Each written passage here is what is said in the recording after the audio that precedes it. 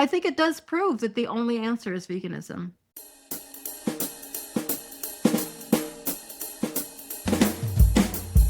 Welcome to our hen house. This is Jasmine Singer. This is Mariann Sullivan. Mariann is once again having an excellent hair day, and this Oh, is thank the you. Hen Report. Thank you. Yeah, you always have a good hair day. Well, This is that's the Hen really Report. not true, but thank you. The Hen Report, this is. I just kept saying it In while case talking to somebody you about your wasn't hair. listening. No, because I was talking to you about your hair at the same time. Right. And I wanted people to know it's All right, the let's Hen move on. Report.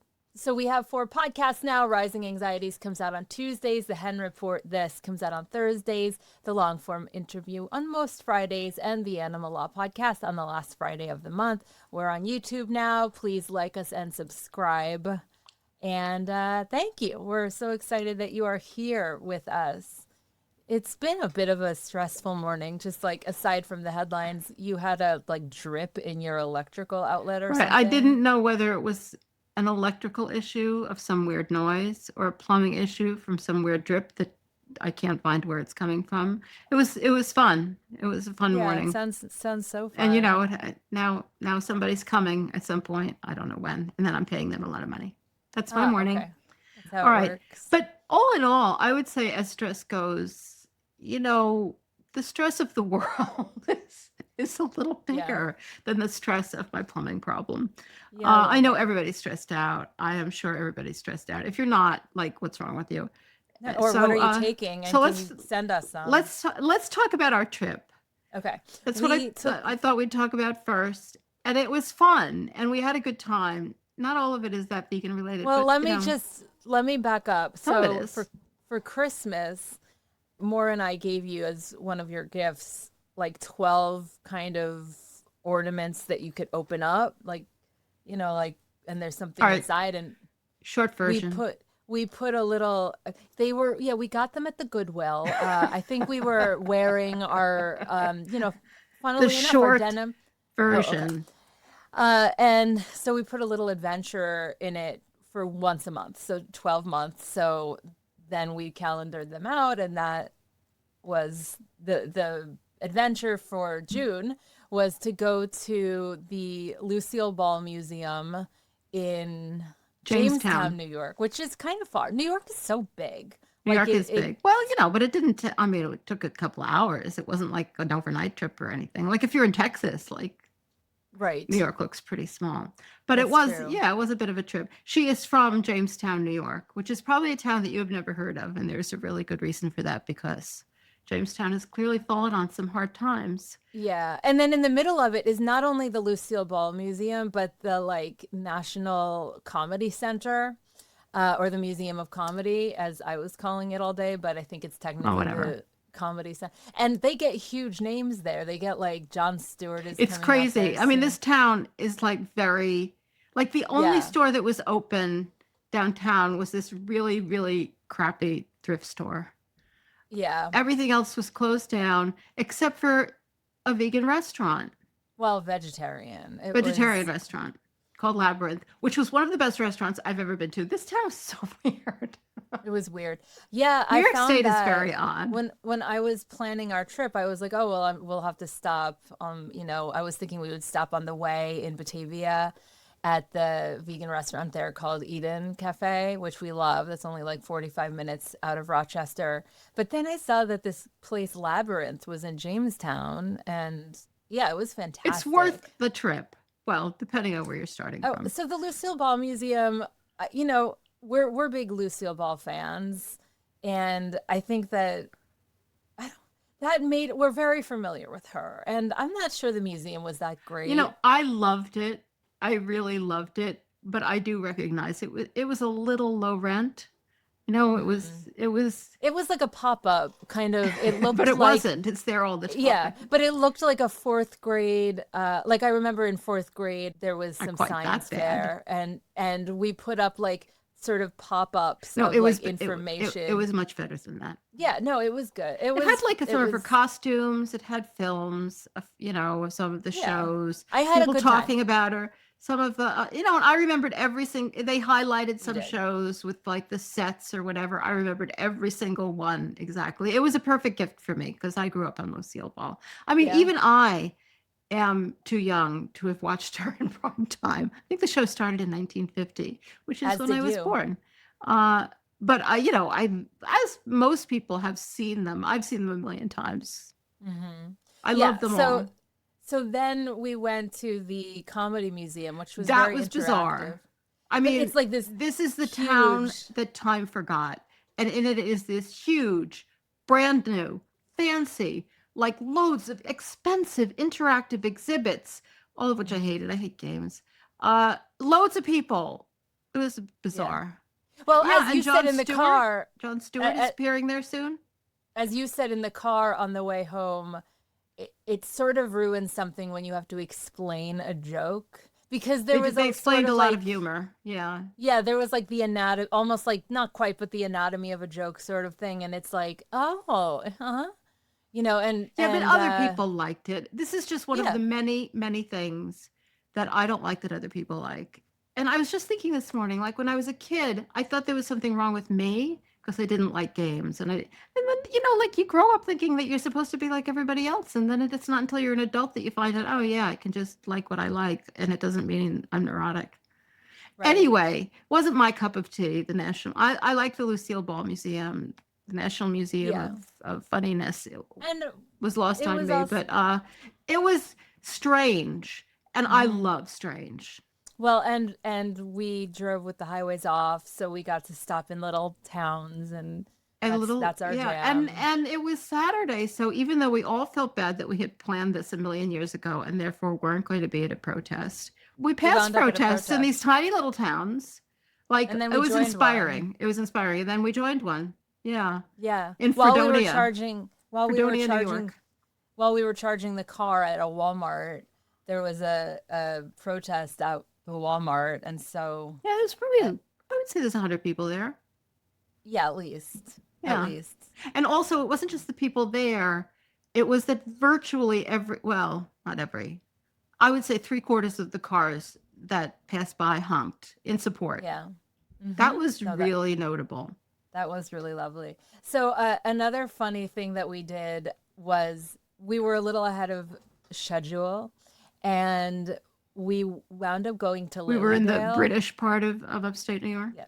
I like saying schedule. It's like it's a little gentler. It's like schedule. Yeah, it I doesn't feel like don't worry about it. It doesn't sound pretentious at all. Okay. So we went to Lilydale, speaking of not pretentious. That was the best part of the trip. That was insane. Like insane. Okay, wait. Lilydale, for those of you who don't know, is an entire town in New York very tiny town but the New York Times did this little video on it that was basically about how there's this town where people don't believe in death, and that's not quite it, but it's all mediums, and it's it. They're spiritualists. And they have these like kind of events, these big ones in the summer where you can go and get, a reading and tap and have a seance or whatever. And so we stopped there. You didn't have a reading this time, but you did have a reading. No, but I just had one not that long ago. And to tell you the truth, spiritualism is not my thing. Right. And I don't think everybody there is a medium. Everybody there is a spiritualist, so they believe in it. Only some people practice as mediums. Yeah, there's some larges and some smalls also, not just mediums. Oh my God. I didn't. You see that? Now that's a joke that does have to be explained. No, it doesn't. No, it doesn't. All right. So my medium, Kevin. Why is it funny to have a medium named Kevin? I don't know. I don't know. He told me that there were like these two men, gray-haired, one hand on each shoulder, telling me to like take the work advancement. Whatever. Then he told me that there was an old woman with an apron telling me I should get in the kitchen. And I was like, yeah, right. I'm not getting in the kitchen. And there's no one in my family who cooks. So it didn't, but he was, I think the thing that struck me, like, this has never resonated with me, the idea that you can talk to the dead, though it does. I thought these people were unbelievably pleasant, nice, like sociable, like really nice, and not pushing it on anybody, and truly believed it. It was not, it did not feel like a bunch of shysters or like something, they were just trying to get money off of you, like nothing like that. And nothing had really been renovated. New York State in general had a lot of weird religious stuff, especially Western New York. It's actually called the burned over district because of the huge fire of spirituality that went through it in the 1800s. And nothing here has been renovated since the 1800s. This place has been doing spiritualism, practicing spiritualism since the 1800s. And apparently a lot of the people who did it were women. And it was a huge part of the women's rights movement. They had a plaque there that said that Susan B. Anthony spoke there. And not that she was a spiritualist, but, it was like, well, like all these people knew each other and were different aspects of a movement for change. I thought it was kind of inspiring in that way.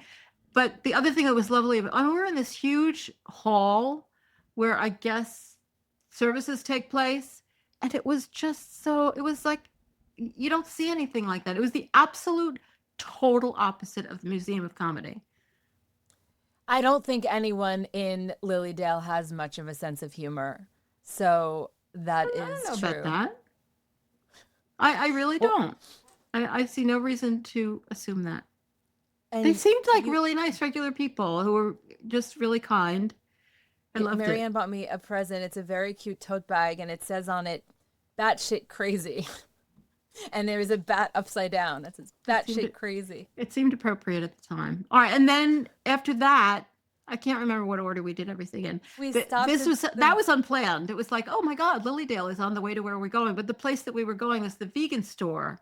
So we're back to an animal rights theme, which is supposed the vegan store. What this is supposed to be about. We have talked about the vegan store. It's like an hour and a half from where we live. It's right outside of Buffalo. North Tonawanda. That's right outside of Buffalo. It is a fully vegan grocery store with great hours. I will add, sometimes those stores, they're like 10 a.m. to 3 p.m. or something. We were there late. Yeah. Yeah. And she wasn't there to closing. And it is in the weirdest place. I have to tell you, it's like, and there's extensive selection of everything. Absolutely everything. The candy selection alone is fantastic. Have you had anything that you bought there? I did. I don't remember the brand. I'm sorry. I wasn't prepared to talk about it, but I got these frozen Korean pancakes and I had one of them the other day. It was delicious. It was absolutely delicious. Microwave it for 2.5 seconds and you've got lunch. I loved it. I had and there are loads of things like that. Loads of like pre-made frozen foods and other stuff. It doesn't really have produce or things like that. Maybe a little bit. But it's mostly the specialty foods. No, that's my kind of. It is magical. That's my kind of. You can get produce at the supermarket. Right, in the vegan section of the grocery store known as the produce. Yeah, no, that's my kind of cooking too. I bought like some spring rolls and microwaved them, and I felt like Chef Boyardee. Yum. So anyway. No, everything I have ever gotten. Oh, and I got those weird fried eggs that you told me to get. I didn't even like fried eggs when I wasn't vegan, but everything was vegan. That was the fun too. You didn't have to look at one label. I do love that. It's true. It made me miss in LA when I lived there, Bestie's vegan grocery store, which I loved so much that I got their logo tattooed on me. It's a little extreme. Well, it's partly because the woman, Asia, one of the owners, was also my tattoo artist, and she was tattooing me. Now I think you have to find the logo for the vegan store in Tonawanda and get it tattooed. Yeah, it's kind of nice. I would get. I love that store, and they're so nice, and I don't know, it's just the loveliest place to go. It is like on this weird street in this weird neighborhood. Mm-hmm. It's upstate New York, which is, I have to tell you, weird, totally weird. Look at that story we just told of our day. I How know. much like odd It stuff. is cool. Actually, this coming weekend, Moore and I are going to Vermont just for like the fastest trip, just to surprise my niece and Oh, brother that's who nice. are going to Yeah. be visiting my mom. She lives near Burlington, and so we're planning like a Moore and I are planning like to stop at every thrift store along the way, Well, that's a basically. long trip, so you better leave real early if you're stopping I at every thrift know store. it's a really long drive, yeah. Yeah. But if I have any vegan stories, which I Yeah. like to Collect a collect few. those, I will, and I'll get back to you on them. So, what's going on in the news Well, as it I wanted to impacts highlight, and NAR? and I won't talk about these extensively, but I just wanted to remind everybody, though I guess it's kind of obvious, that with all that's going on in the world and that all that's like insane, a lot of it is very related to animals. I mean, two of the biggest stories going on right now are extremely, extremely important to animals. One is the truly unbelievable fact, maybe not fact, but it's a lot stronger than a possibility that they're going to pass this fucking bill in Congress, and it provides for the sale of public lands. These are our lands that are devoted to, all sorts of different things. Not all of them great, but, basically to be kept wild. And instead of improving what we're doing with them, which could use some effort, they're going to sell them privately to pay for rich people's tax deductions That's or gross. tax reductions. It's so infuriating. I mean, like, this country doesn't have that much going for it at the moment, but our public lands are amazing. If public lands are our shared inheritance, then what does it mean when we sell them off?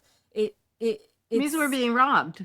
Yeah, well, I mean, I have an ideological issue with the idea of owning land anyway. That Yeah, song, but "This land we is have my land, this land is your land." It's always we have to live in the bugged real me. world, though. We're I talking know. about this But stuff. so aside from I that, agree with you. as a vegan, I think, we all think a lot about harm and how to live in alignment with our values. And that doesn't, I think for most of us, that doesn't just stop with what we're eating. So it does include defending these Well, these lands animals live on, that's where they live. they sustain biodiversity. They, once public lands are gone, they don't come back. Oh God, no. What? Like, we're going to take our deficit and then buy them back from these ranchers who are going to buy them? It's very upsetting. I don't want to go Yeah. on about it. It's not like I'm that knowledgeable about it. I just wanted to emphasize how much what is going on has to do with animals. Animals is not this like issue that's over here somewhere that doesn't have anything to do with this huge, broad, like insane destruction of the American government that's going on. It's very much related to it. And the other issue, of course, is immigration. Like so many of the immigration issues are really about the meat industry. I talked about this on Rising Anxiety, so if you caught that, I don't want to repeat myself, but the meat industry is a major driver here, and I don't know. We had this thing where Trump said he was going to leave the meat industry and the hotel industry out of it. And then Stephen Miller says, no, no, no, no, I want ICE raids to continue. Who knows what's going on with these crazy people? But the meat industry wants cheap labor. Their whole business model depends on cheap labor. They cannot do this without cheap labor. And the way you have cheap labor is to get immigrants who are vulnerable and frightened. And that's what they want. So I don't know how it's all going to come out, but it's a hugely important issue for animals. Hmm. Much more Well, than you would think just hearing about it. there's also this new report from Sentient Media, and this is a weird one.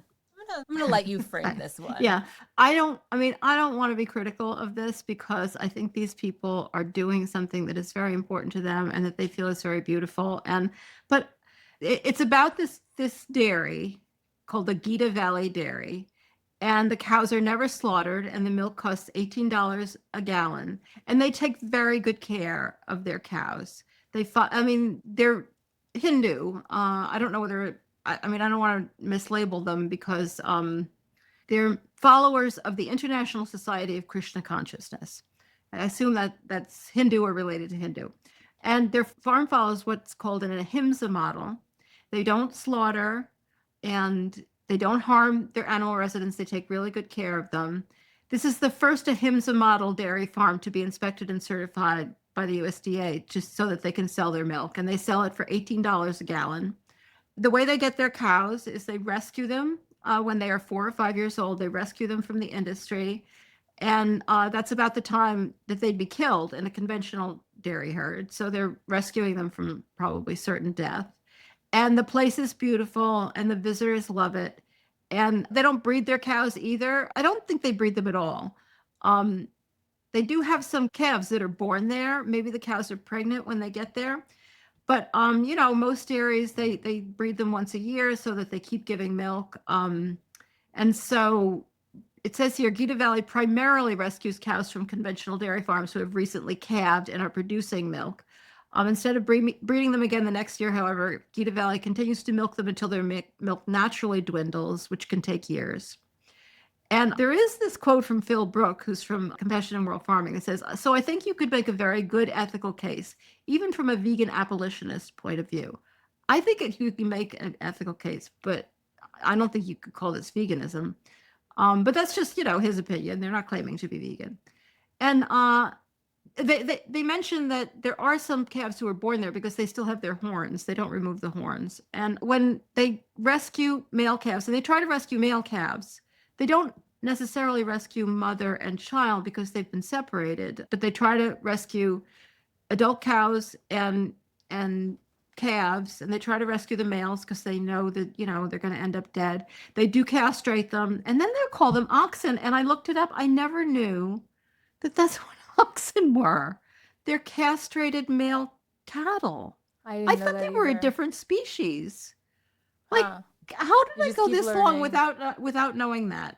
All right, so they have these oxen. There's no indication that they use them for work. Though oxen is usually a term that, a steer is a castrated male cow that is used for food. Oxen, according to this definition I looked up, are castrated male cows who are used. Cow is the wrong word, but there is no right word. Who are used for work. There's no indication that they work them.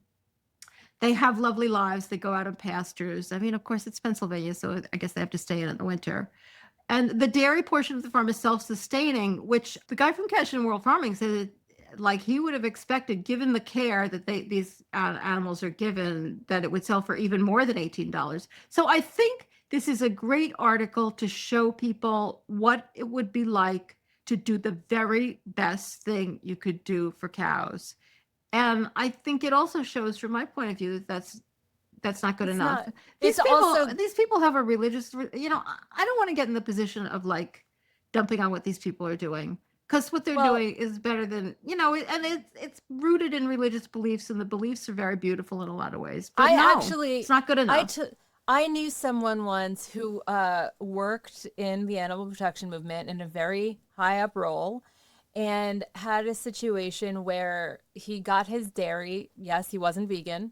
He got his dairy exclusively this way. There was like a little co-op or something. As good as it can get. And I was like, okay, but the land use issue alone, it's just the most elite thing. You can't make the animals not all of them, but I think pretty much all of them are rescued. So what are you going to do? I mean, it's like a sanctuary only in that sense, which you could also say is a land use problem. Well, yeah, I guess they weren't rescued in this guy's situation. They were not. And I think the other point that you're making too is that this is not scalable. It's not scalable, and for me, and I know for you too, true compassion, it means stepping outside of the framework of animal use entirely. And that this is not just about the best we can do in an oppressive system. It's about rethinking what we're doing. And I mean, the fact that it can't scale is partially because it is, in order to be sustainable, in the sense that these are rescued animals, not, they're not breeding the animal. Well, then they're depending on the industry to produce the animals so that they can rescue them. I mean, it is much better that they rescue them than not. But I think the value of this article, and the reason I wanted to talk about it, is because it demonstrates that when you are doing the absolute best you can, it doesn't work. You can't scale it. I mean, this is the objection I have to like backyard chickens who are really kept. I mean, most backyard chickens are kept in crappy systems, but even if they were kept in the most beautiful systems, like if you can't provide eggs for everybody or if you can't provide milk for everybody, then it shouldn't be for anybody. And this is not scalable. I just had a thought, and, indulge me here, but I was thinking about how nonviolence isn't just about the absence of slaughter. It's about consent and agency. And we know this, letting animals live for themselves, not for our yogurts or our stories. But I was thinking about the word consent. And I think I might have brought this up once before a few months ago, but I kind of think there should be more done there in terms of bringing in younger generations, especially Gen Z, because there's so much discourse around consent. I was recently in this play, as you know. When you say more should be done there, you don't mean at this dairy, you mean in the world. No, in the world of animal activism. In the world of animal activism, I was recently in a play reading that you suffered through, and it was at a university. And when I was in the bathroom, like there were 9,000 signs about what consent means. Yeah, I saw that. I also went to the bathroom at that university. But like I also saw the signs. No, I think you're onto something. I've been seeing that everywhere. And when I was teaching at the University of Rochester, that's a good message. Right. And so like if we start, I get that Gen Z doesn't, as a generality, doesn't want to label themselves anything. But I mean, I'm pretty sure this is a generation that really believes in consent. Yeah, as like it's a big theme. And so when we're looking at any animal exploitation industry, but like dairy, even in the quote unquote best of circumstances, we need some consent. We need some agency. We need to allow these animals to live their own goddamn lives instead of us inserting. I just want to. I'm trying to be really careful to be. Okay. These people are doing what they think is right, and it's so much more right than what the vast majority are doing. And they are saving animals who would otherwise be dead. So I don't want to be criticizing what they're doing in any way. They are contributing to good in the world. I just think that it also, hearing what they do and the efforts they go to produce this dairy ethically proves to me that is not really, it's not possible. Right. And I think it's a good thing for people to know about, because it's a way to show to other people. Like, even if we treated these animals as well as we possibly could and didn't murder them, your milk would cost at least $18 a gallon. Like at least. And, to tell you the truth, it seemed they do say that they only replace cows their herd is the right size. They only replace cows the amount that they die. But, cows don't give milk for their entire lives. And at some point, and the oxen aren't contributing anything. So it does seem like a flock of chickens that it's the non-producers, that group would keep getting bigger. So the milk would keep getting more expensive. I don't know. Right. These are lovely people. I am certainly not here to say that this is what's wrong with the world. But I think it does prove that the only answer is veganism. I mean, to me anyway. Someone who would have said that same sentence has died, and I want to talk about this. When I talk to vegans, older vegans especially, there's a large portion of them that went vegan originally because of Diet for a New America. Yeah. Which was a wake-up call. It wasn't me, but I've heard it a million times. Yeah. This was a wake-up call, not just about food, but about the power of, making different choices around how we're looking at our, and also the information habits. Just like there was so much information. I mean, it's easy to look at it now and say, well, like everybody knows that. Nobody knew it when he wrote it. Like he had to find out all of that stuff and reveal it, because it was just it was mind-blowing. So John Robbins died, and he was the author of Diet for a New America, this incredible book that changed so many lives, and I believe it still will continue to change lives. And I think John Robbins leaves behind a legacy to push further. and to question what we accept, and to imagine that world where animals are no longer products. They're just beings simply being. And he combined the ethical, the compassion argument with the information about food, and he saw it all as one piece, which there's too many people not heading in that direction these days. Yeah. As if they're separate issues. They're not separate issues. They're all the same issue. Yeah, I think that nobody of his era for sure connected the dots between our health and the planet and the animals in such a profound and prolific way, with clarity and humility, and I think his work gave a lot of us the language to live differently and to build something better, even if we didn't know it. Like, because the people who are influencing us as animal activists might have been originally influenced by Diet for a New America. My guess is a lot were. It doesn't say, well, we have this article here. I don't think it says what he died of, but I didn't realize that he's only 77. He was, I just happen to know that he was sick for a really long time. Yeah, and also this article, was it in this article that I read it, that he had polio as a child, and he had the remnants of that for his whole life. I mean, that's probably one of the reasons, like, he became, and often the people who become the most interested in health and being healthy, start out by having a health problem. I had never realized that. Anyway, he wasn't very old, and we were losing too many icons good these ones. days. Yeah. I hope we could just, continue his legacy and honor all that he brought to the world. This movement that I would say he this kind of holistic movement that he helped to start. All right. Is that it? Do we have anything else to talk about? I think, I should mention that our interview for this week, which you were not able to be part of, which I really feel sorry for you about, because it was really good. And it was with Kudo. This guy is known as Kudo, but his name is Richard Kuto. Amazing.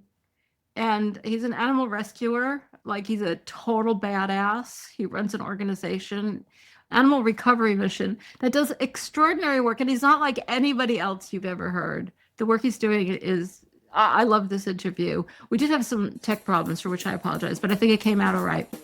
And that will be coming out on Friday, so catch that.